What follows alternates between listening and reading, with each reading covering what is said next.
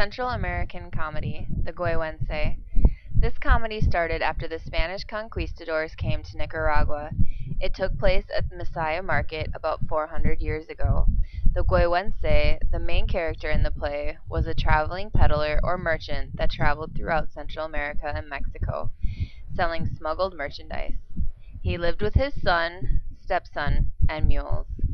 When talking to the local Spanish authorities, bailiff and governor, his son, Don Farisco, always agreed with his father. On the contrary, his stepson, Don Ambrosio, always called the Gueguense verbs, saying that he was fake, phony, deceitful, conceited, etc.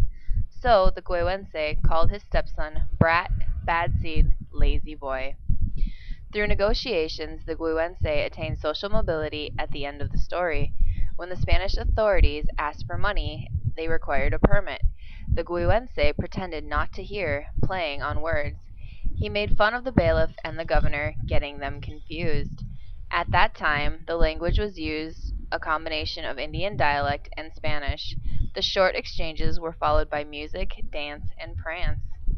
After trying over and over to please the governor, the Gueguense was able to amuse the royal courts, and the governor was satisfied.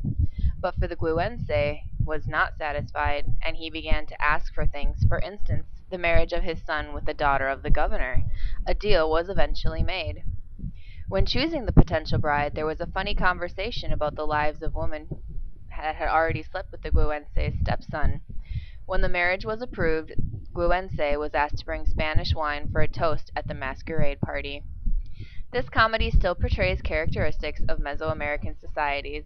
In spite of human defect, the Gueguense negotiated through puns, music, and gestures for the sake of equality. He had to learn the rhetoric of his time in order to resist intelligently the Spanish crown.